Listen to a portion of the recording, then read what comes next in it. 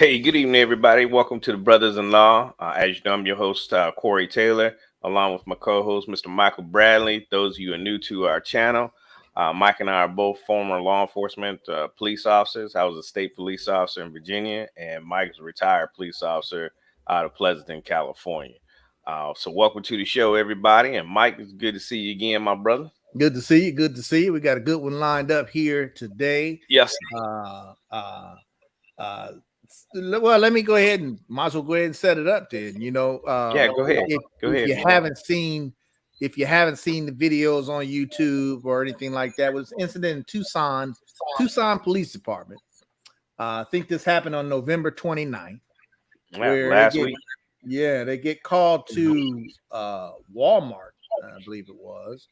Yep. And for a shoplifting suspect who had brandished a knife or something along those lines. Officer gets there and makes contact with a guy in a wheelchair, like 61-year-old guy in a wheelchair. And things start to unfold in a bad way. And when we see the video here, you guys will see for yourselves. So we're going to talk about that. The big thing about this, Corey, is people think of a guy in a wheelchair. Can a guy in a wheelchair hurt you? Can a guy in a wheelchair can he be a deadly threat to you? You know what I'm saying? Mm-hmm. And I think a lot of people think that if you're in a wheelchair, old guy in a wheelchair can't do nothing, which is a mistake, by the way, to think that way. Mm-hmm. And I can tell you this, I would never want to be in this situation that we're about to see here as the officer. I would never want to be in a situation where I would have to decide real quick what I'm going to do. Mm-hmm. Because this could be looked at a lot of different ways. Yeah. And this video is about 5 minutes and 30 seconds. We'll probably won't run it the whole entirely just up into the most crucial part. But as usual, we'll play the video and then we'll reserve our comments till after the video.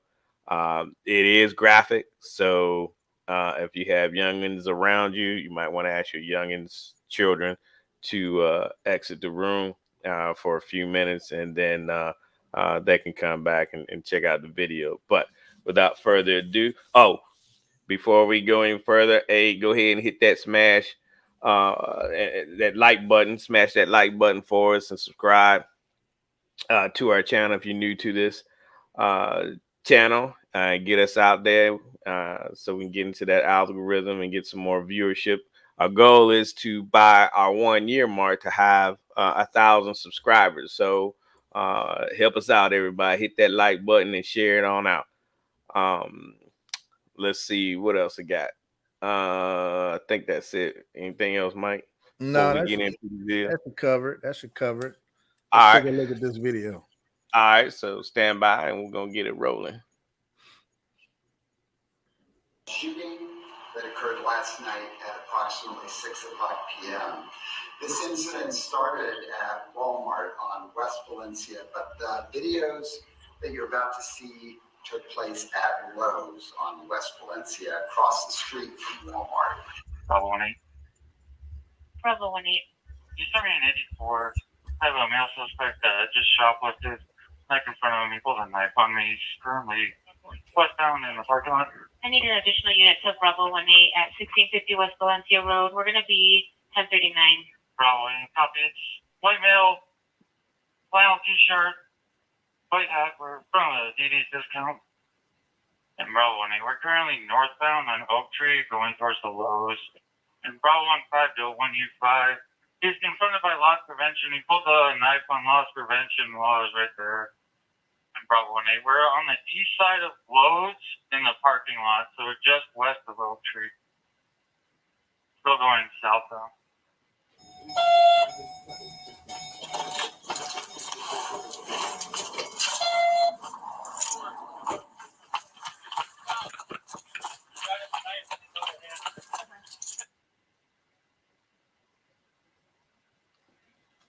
And that's the officer that in question here with the shooting.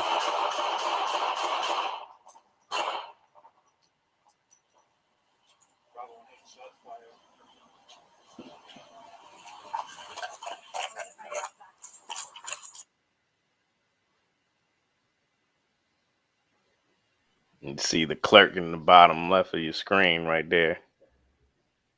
So Lowe's employee.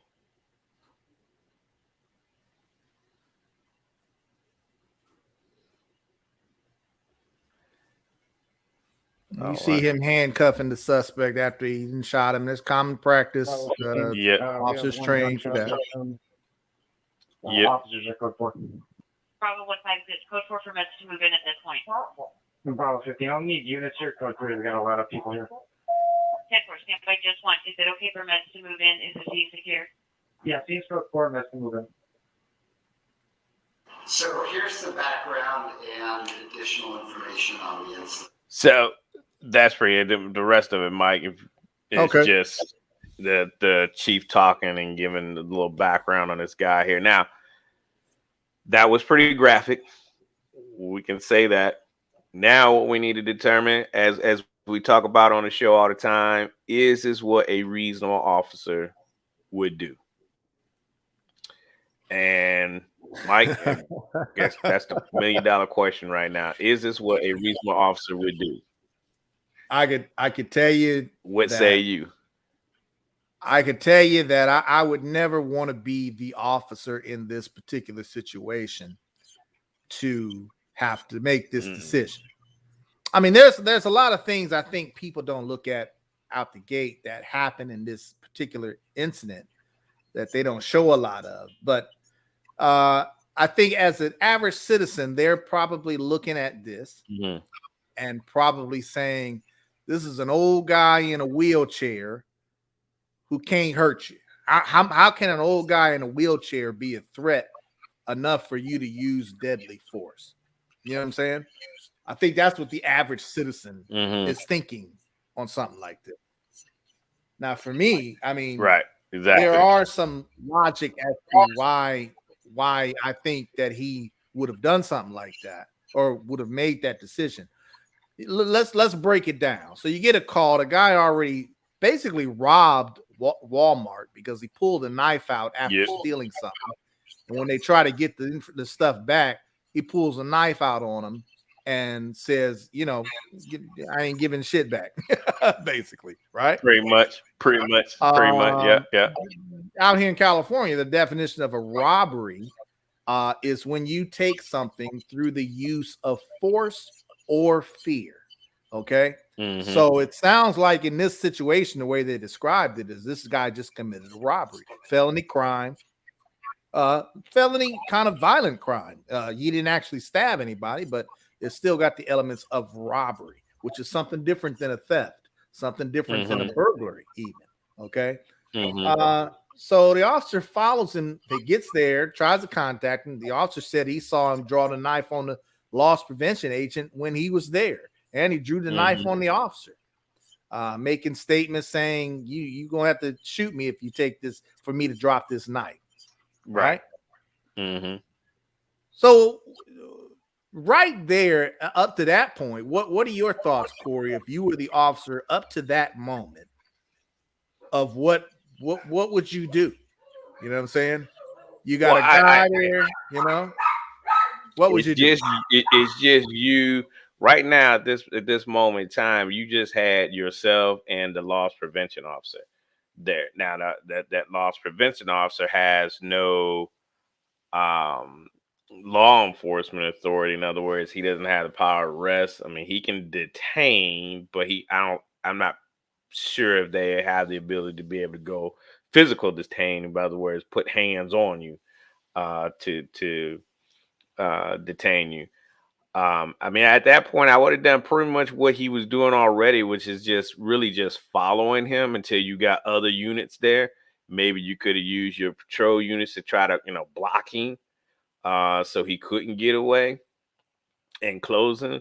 Or if you wanted to try to do it on your own, you have your OC spray.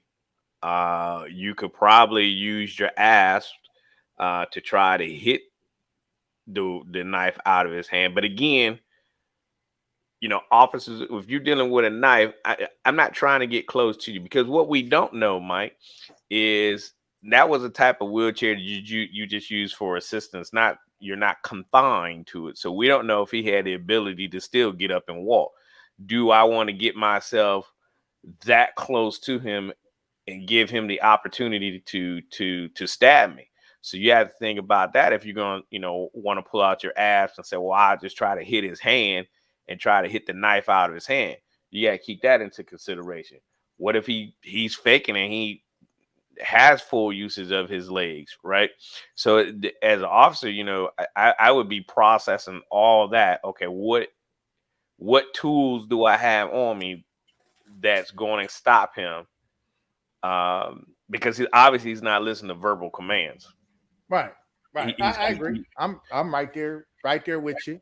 I mean, he was under arrest, right? He was under arrest. So I mean, I would ask the citizens, I would ask our viewers that what they're watching. I would love to have this live, you know what I'm saying? But we didn't have the luxury to do that this time. But we can do a part 2. What would a citizen do if they were in that situation? You're an officer, you got a guy there who just basically committed a felony, robbery, right? Nonetheless, it was a felony, misdemeanor, whatever the laws are in that particular area. With the use of a deadly weapon, I mean, he had a knife. I mean, so that would make it a felony. You're going to arrest him, right? But he is not stopping. He's rolling in his little mobile chair and saying everything in the book to let you know that you're going to have to shoot me before I put this knife down. Right. I mean, now is this a case by, suicide by police? It very well could have been. It could have been. Now, I mean, it's not like the guy had he was a perfect angel. I mean, he did have an extensive criminal history record.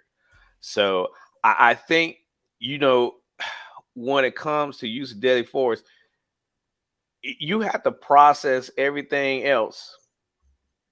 Go through what we call your escalation of force. We used to call and say in the military. You have to run through all these processes in order to determine, all right, deadly force is authorized. Now, carry on to where the shooting happened. Where I have a problem with, you then had a second unit arrive on scene, female.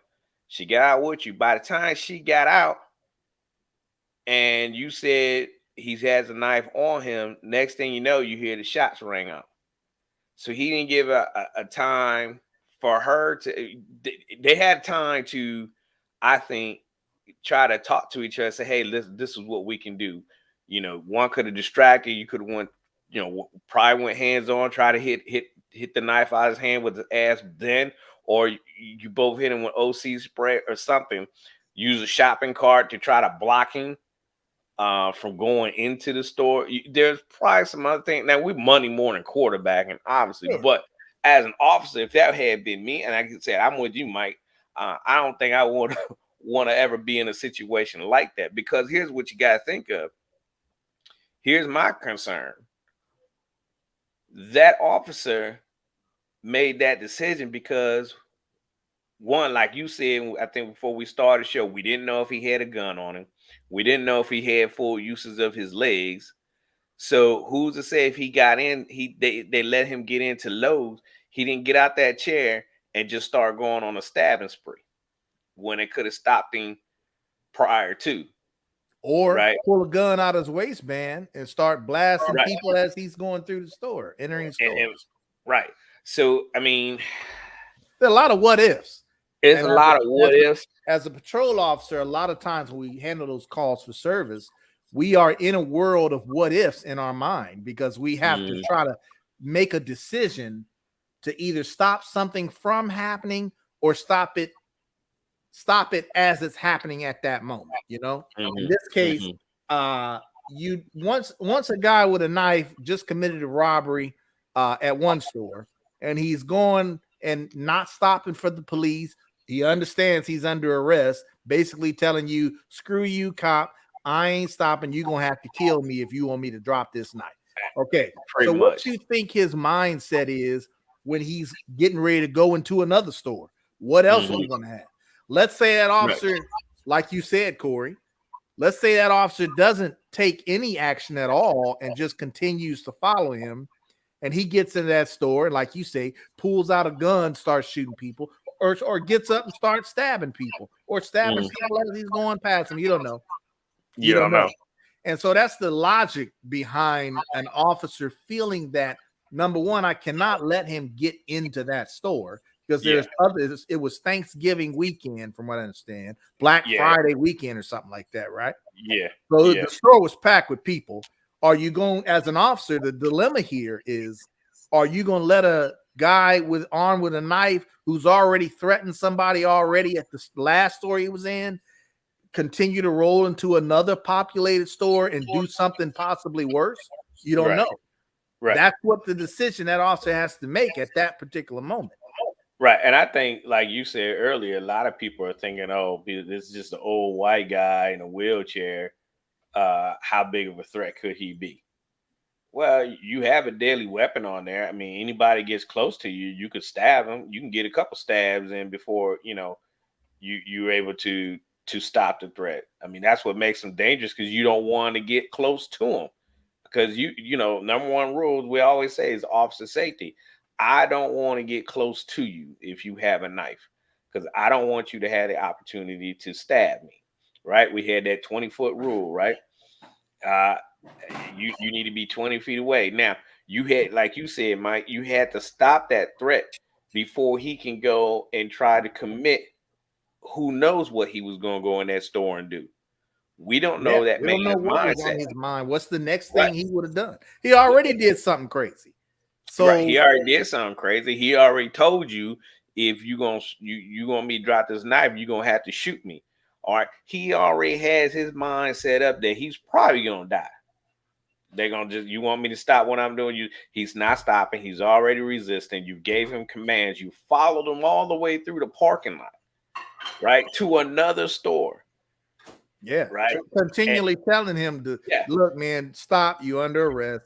You yeah, know, just stop, and he wouldn't to do it. stop. You wouldn't do it. So at this point, now I think the problem is, um, you doing this, you shooting. Like I said, maybe back up for a minute. Like I said, I had a problem because as soon as the backup unit got there, they could have formulated a plan. They could have done some other things to stop him from getting inside that store. Um, But they would but have had to do it awfully quick though, because well, yeah, I mean, he because they was was right rolling there. right up into that I mean, towards that yeah, doorway. yeah. Uh, So, but what do you think about the shooting? He shot 9 times. Is that excessive? Normally I would say my thought process on that is, number one, cops don't count bullets. If I decide I'm going to shoot somebody, I'm not counting bullets. I'm shooting you till I'm comfortable Stop. that threat is gone. You know what I'm saying? Mhm. However, this is one of the very few times I will say that it seemed like 9 shots may have been a lot, because Mhm. this wasn't a situation where the guy was immediately attacking someone, or it wasn't a situation where the guy had drawn a gun out on you and pointed at you, or just drew a gun out and was ready Mhm. to use it. This wasn't that kind of situation. So it's hard to look at that 9 shots as you're watching it on that video and say, at what point did he stop before that officer decided that I don't need to put any more bullets in you? You see what I'm saying? Mhm. Well, I I think don't for know. me, it was that last shot that did it, because it went pop, pop, pop, pop, pop, pop, and then And it then was there was a pause. pause and he shot again. Yeah, Yeah, I like hear that you. was like the kill shot. I was like, dang, dog. I mean, I was okay. I was with you. I'm not saying I agree with the shooting, but I was with you up to that point. You did that last shot. To me, that was more like Hmm.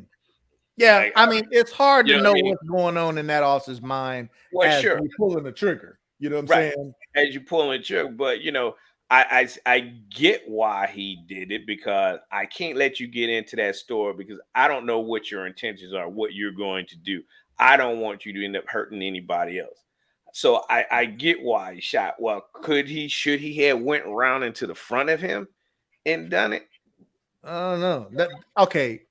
That part I agree with you. I'm with you on that. We both agree that you can't let this guy get into that store. Correct. Now, what we got to figure out here is what options did that officer have in order for that to happen. Okay, number one, which is what happened, which is the most lethal, is he shot him. Okay, did that stop him from getting in there? Yeah. Okay. Now, are there other things he could have done before he decided to shoot him? Well, let's talk about that. Like, I'm thinking about in the back of my mind as he's going through the parking lot and he ain't stopping. What if the officer like kicked him over in the wheelchair or something? Yeah, it would have looked bad and he would have fell out onto the ground, but then it would have looked bad because the community would have said, wow, officer brutally kicking the guy in a wheelchair off onto the ground, right? Right, kicking him out. Yeah. That's a bad optic, right? Yeah, it's The very other bad. thing is maybe, like you said, something about using an asp and try to hit the knife out of his hand or something. Yeah, I suppose you could have tried something like that. Let's say that doesn't work though, and he's still rolling, and no matter, you know what I mean. Or you get a little too close and he stabs you. You know that could happen, right? I mean, he could have tased him too. Yeah. But now somebody was saying that if he tased him because he was sitting down in the chair, I guess it wouldn't have been a good enough spread for the two needles to be effective. But hey, you could have tried it. It might not have worked because he had on a flannel shirt. I don't know if it was a thick flannel shirt or not, but I mean, we know that tasers aren't 100%. True. It's not always going to stop the threat. Would it have worked in this situation? Well, we don't know. We'll never know. We don't know. But that doesn't make it wrong. I mean, he has to use what force is necessary to stop the threat. I mean, officers, I'm never going to wrestle a knife out of anybody's hand. No, okay, I ain't you gonna pull wrestle a knife on me, I'm pulling the gun on you. You said we're not going to stand here and have a knife fight. Right. Okay. Right. I tell you I that. ain't going hands up with you neither. The fact that you in a wheelchair, for me, is that do I have a little bit of advantage over you because you in a wheelchair? Yeah, I'll say I got an advantage, but that doesn't mean that somebody's in a wheelchair is not dangerous to you. You see what I'm saying? Again, that officer never had a chance to pat this dude down or search him to make sure he didn't have any firearms on him. Right, or who knows what other? I mean, he could have had a couple other knives up on him. What if you go and grab the knife and he pull out a gun and blast you? Yeah. Now, now it was a close range shot. I mean, he was probably less than 5 feet away from the guy when he shot him. But however, my biggest concern about him shooting is like that. His background, right? If he would have missed, that round would have went straight into the store. Yeah, that's true. And could have hit somebody. So, I mean, I guess the $1 million question is, did he exalt all resources necessary before he decided to pull the trigger? That's a tough one. I would never want to be in that. If it were me, I wouldn't have shot at that moment. I ain't saying I wouldn't have shot at all, but I wouldn't have shot at that moment. I would have continued to follow him. I would have continued to tell all the citizens that's in the way to move out of the way until we figured out how to stop this guy in a wheelchair. You see what I'm saying? For me, I think it may have ultimately come to a point where I would have had to try to kick this wheelchair over. However, those little mobile wheelchair things are pretty strong and stout. It ain't easy to just kick one over. You know what I'm saying? Yeah. I would have rather him fall down onto the ground and look bad. At least he would be alive. And you probably wouldn't have lost your job neither. It would have been a bad optic to the public, but he would have been alive. But see, that's the thing, Mike. There's all these scenarios. I won't call them scenarios, but all these incidents that law enforcement officers get into. There's no textbook. Oh, well, if they're in a wheelchair, this is what you need to do. Oh, if they're got one leg, this is what you need to do. Oh, if they got this, you there's no training. There's no Uh, anything I don't think he wasn't doing already that any additional training would have aided in this. Okay, well, how do you stop a guy in a wheelchair? Now it's something That's holding we the have to knife talk. ready to stab you. Right, that's holding a knife. Right? Do you treat that individual the same way you would with somebody with two legs or standing up at you? Absolutely, I'm gonna treat you the exact same way. You still a threat. Yeah, you can still Uh, be a you threat. So you still can get you can shot, wheelchair or not. right. I mean, he was still fleeing, even though he was Yeah. in the wheelchair. He was still fleeing from the police. So I mean, for me, yeah, I don't want him getting inside that store.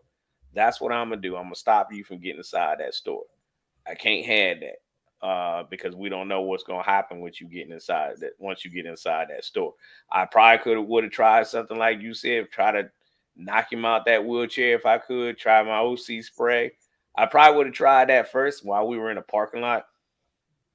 But ultimately, try to, hey, you distract him and I'm gonna tip the chair over. Uh, you know, Yeah, I mean but you see how we discussing this, and we are discussing this because we are sitting here in the comforts of of our having home, plenty of yeah, time to yeah, figure out plans of what to do. In this case, yeah. this But officer was following, this guy was moving. You got to make a yeah, decision right now. You see what I'm yeah, saying?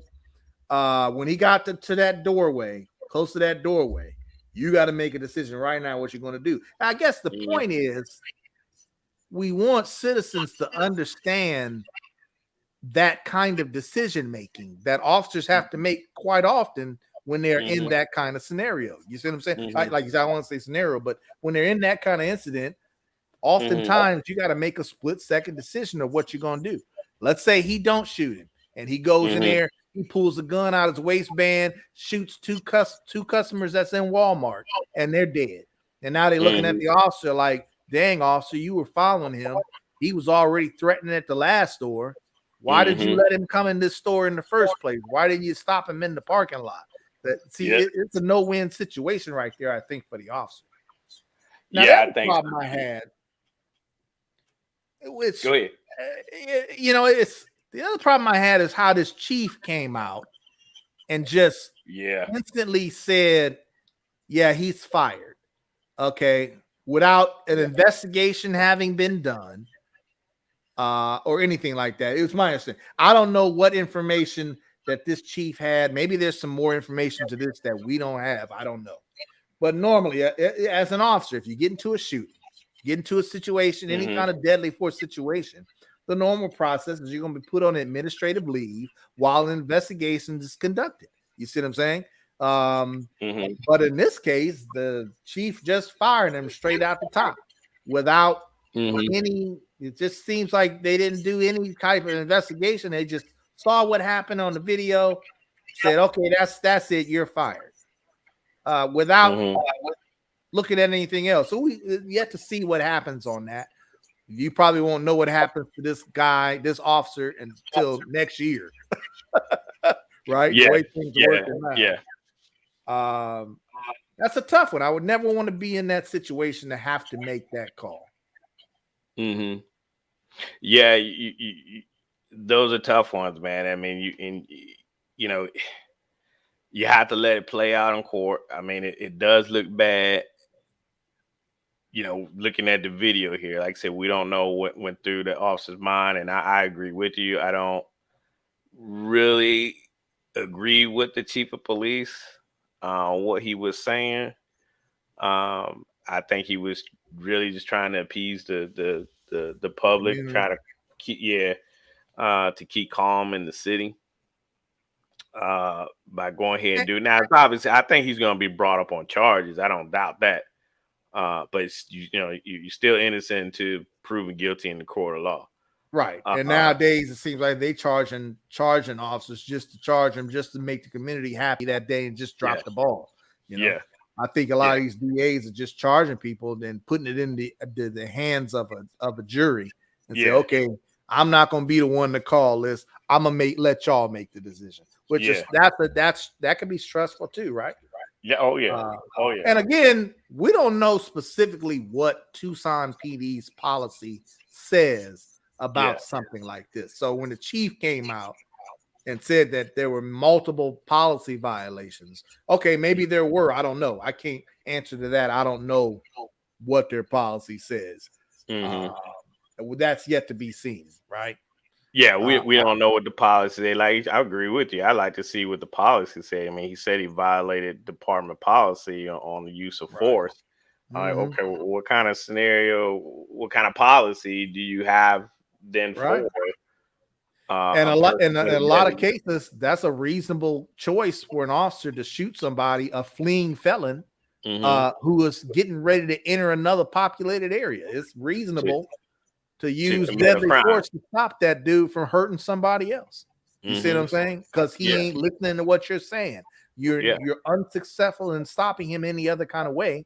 Yeah. So, Yeah. you know, Yeah, you know, he had to make a decision. He had to make it quickly because there was a store employee right just inside the door there. You could barely see them in the frame of the video, but they were there if you looked at the bottom left of the screen.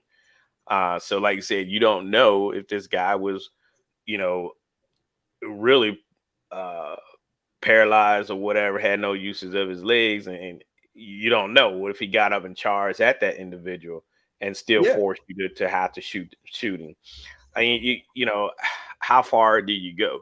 I mean, so I still the heard on question is, go ahead. some other YouTube videos about this where they said now that they're saying that loss prevention agents had seen him standing up periodically throughout their store when he was stealing Mm, whatever he was stealing from there.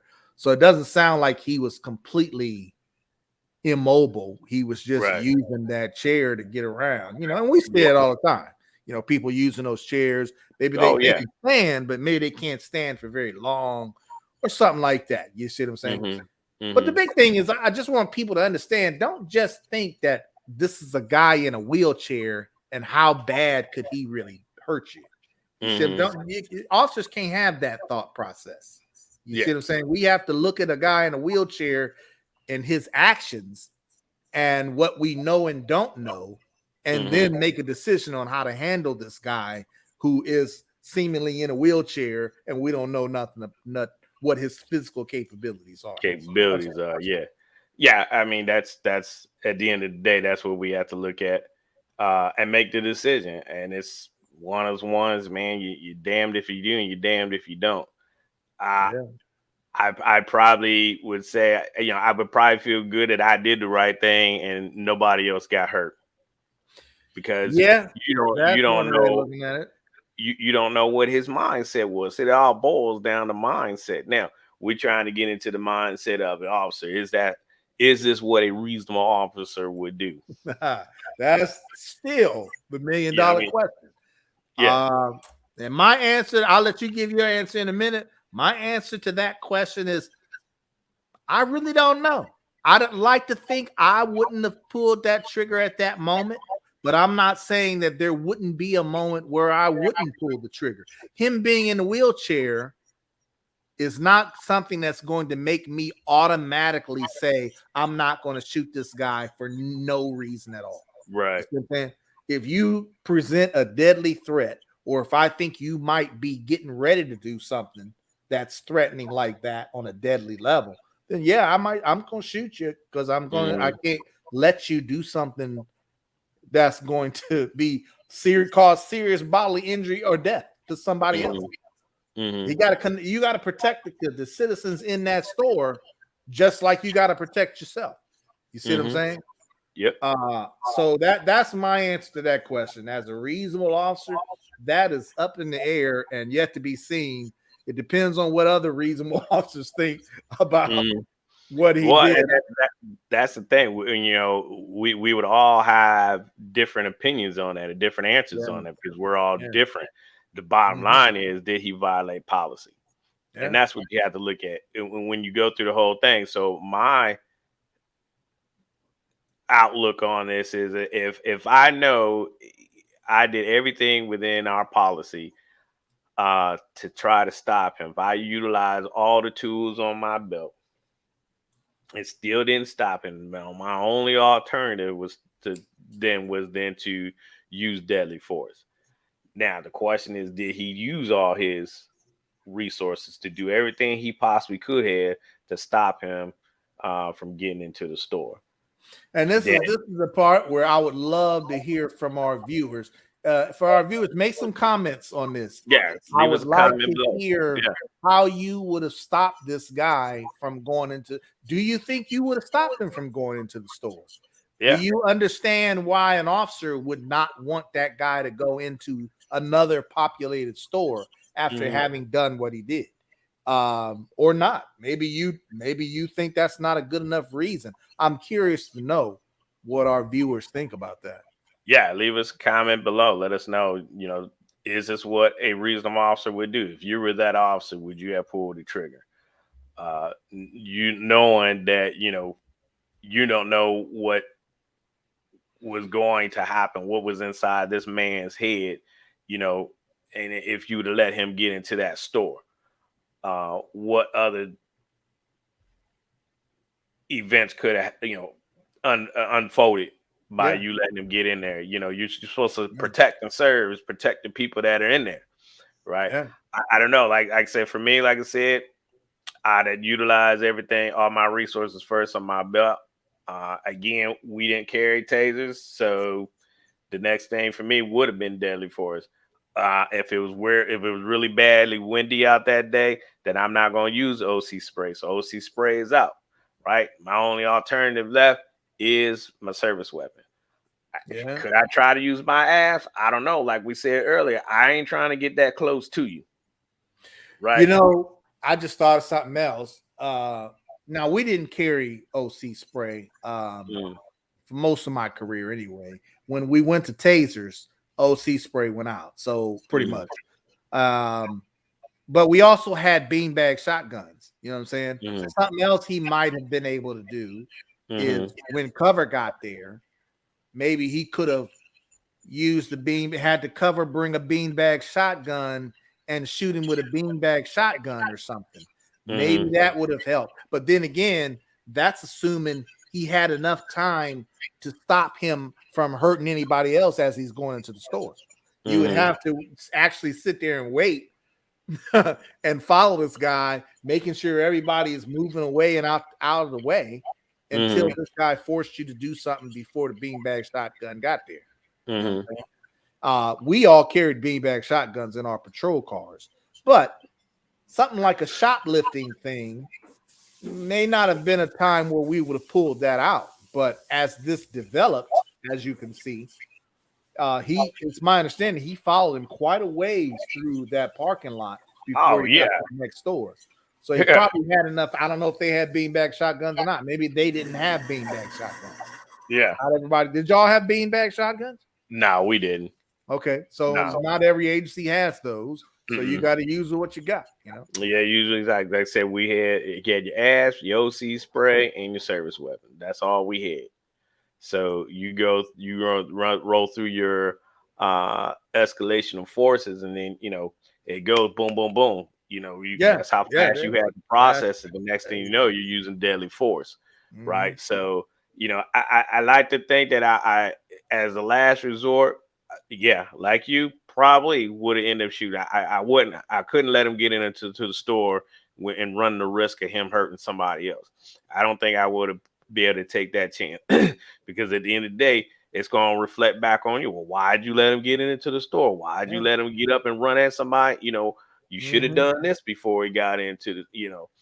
You're But gonna if be I could, second guess on yeah, either decision you make, yeah, and it's yeah, gonna you be take, worse if he actually managed to get in the store and yeah, does hurt someone.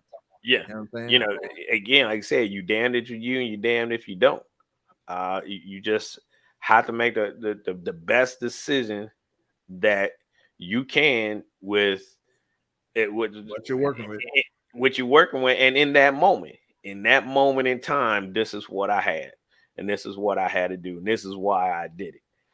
That as long he can articulate his reason and why. Okay.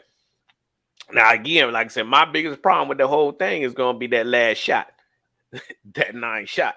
Yeah, yeah. That pause and then shot Yeah, again. What yeah. I don't know. And like I say, this is one of the very few times where I will look at that and say, that did seem. I don't Odd. know where that officer's mindset was in that last shot Mm-hmm. there. Mm-hmm. Was that excessive? Depends on what your mindset is, though, in Mm-hmm. that particular moment. You know what I'm saying? You figure the first 2 rounds, that's adrenaline. You know what I'm Mm-hmm. saying? But after that, after there's a pause, okay, and now you got an opportunity to think, is that last one necessary? Not that it really would Mm-hmm. have made a difference. That guy might have died after the first 2 shots. You see He what I'm could saying? have. He might have He been could killed have. after the first 2 shots. He But could have. I'm just curious. But let's clarify this too. Now, this ain't the old Hollywood movies where you can say, well, why don't you just shoot the knife out of his hand? This ain't how it happens. So No. that goes out the window, because now you're really running the risk of missing and hitting somebody else, or damaging property. Right. So remember, you have to account for all those rounds that come out of that weapon. So Mhm. center mass is where it's at, and that's where he did. I think he got him in the back, and I think in the hip as well. So I don't even know how he got him in the hip. But okay, It's a mess. I would never want to be in that situation not as in an that officer. one. No, I You mean, know. but it's there. It happened again. You have to look at policy, and then again, for me, like that last shot is going to be the kicker for me. Is like, all right, now that was excessive, because you shoot to the threat is stop. So if that's twice, he stops. Okay, should he have just shot the two? Like you said, that's the adrenaline, and boom, boom, reassess.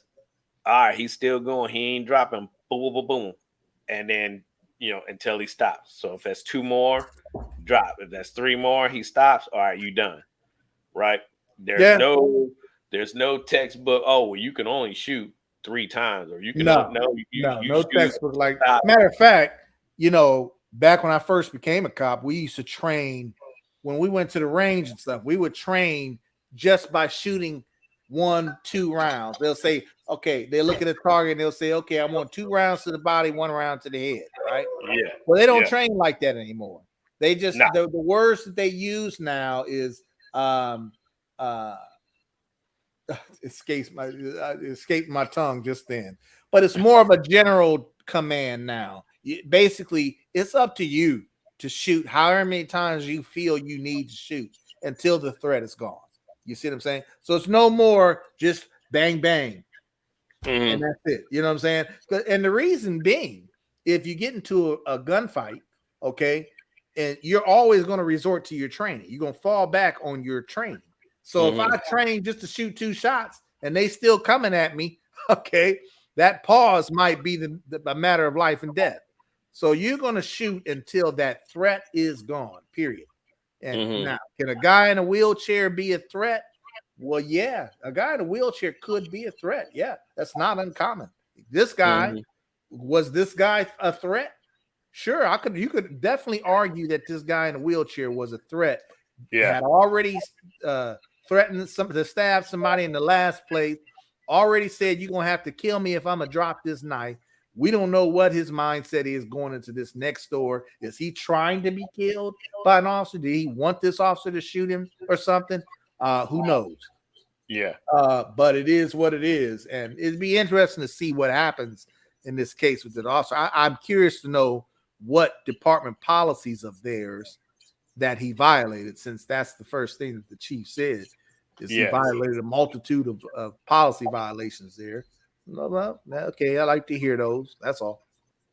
Yeah, I mean, I'd like to know what the policies were, because I think that's gonna will make a world of difference. Because at this point, I think that's really what you got to look at right now is the policy. Then the attorneys, DA, will get into the excessiveness, Right. use of force, and from that they'll determine what they want to do. So, uh, if you like the content of this video, please like, share, and subscribe to our channel. And also, hey, that's the $1 million question. Leave us a comment below. Was this what a reasonable officer would do? And like Mike said, what would you do? Leave us a comment. Let us know what you would have done in this type of situation. Yeah. So Yeah. I think Oh, and we'll go also ahead. make sure you guys tune in to the next show after this one. We're gonna have a guest on the show talk about holiday safety type stuff, and if you are a concealed carrier of a Oh firearm, yeah, give you some good pointers of what your mindset should be yeah, out there on the street for the yeah, holidays. yeah. Okay, so tune into that one too. A lot of things going on, a lot of moving parts. So Yeah. we want to be safe while we're out there. So join us next week. We'll be back live next week. This is a recording. So we will see y'all next Thursday, 8 o'clock, and continue on with our discussions with policing in our community. So Mike, I'll see you next week. Safe travels. All right. Enjoy yourself. And peace out. Peace out.